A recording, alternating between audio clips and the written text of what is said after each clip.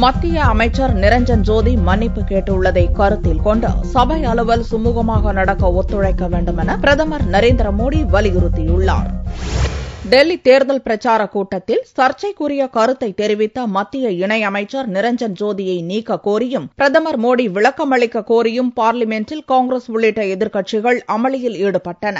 இதனால் செவ்வாய் புதன் கிழமைகளில் ராஜ்யசபா முழுவதுமாக முடங்கின. இதனால் வியாழனன்று ராஜ்யசபாவில் மோடி விளக்கம் அளித்தார். அமைச்சர் ஜோதியை கடுமையாக தான் கண்டித்ததாக கூறிய மோடி இதுபோன்ற வார்த்தைகளை பயன்படுத்துவதை மக்கள் பிரதிநிதிகள் தவிர்க்க வேண்டும் என்று சுட்டிக்காட்டினார். முதன்முறையாக எம்பியாகவும் அமைச்சராகவும் உள்ள நிரஞ்சன் ஜோதி மன்னிப்பு கேட்டதை சுட்டிக்காட்டிய மோடி அவரது மன்னிப்பை சபை உறுப்பினர்கள் பெருந்தன்மையுடன் ஏற்றுக்கொண்டு நாட்டு நலன் கருதி சபை அலுவல் சுமூகமாக நடக்க ஒத்துழைக்க வேண்டும் என்று வேண்டுகோள் விடுத்தார்.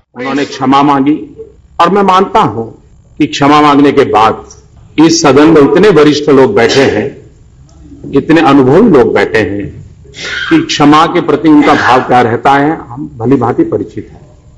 मैं सदन को आग्रह करूंगा कि जब मंत्री जी ने क्षमा मांगी है, मंत्री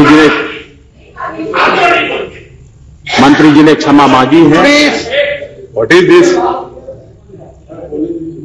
मैं सदन से आग्रह करूंगा, मैं प्रार्थना करूंगा कि जब मंत्री श्री ने क्षमा मांगी है और हम सबके लिए एक संदेश भी है, आगे से हम भी सभी लोग इन सारे डूज एंड डोंट्स के विषय में कोई मर्यादाएं न तोड़ें और मैं सदन से आग्रह करूंगा कि हम देश हित में अपने कार्य को और आगे बढ़ाएं. பிரதமரின் விளக்கத்தை எதிர்க்கட்சிகள் ஏற்க மறுத்தன.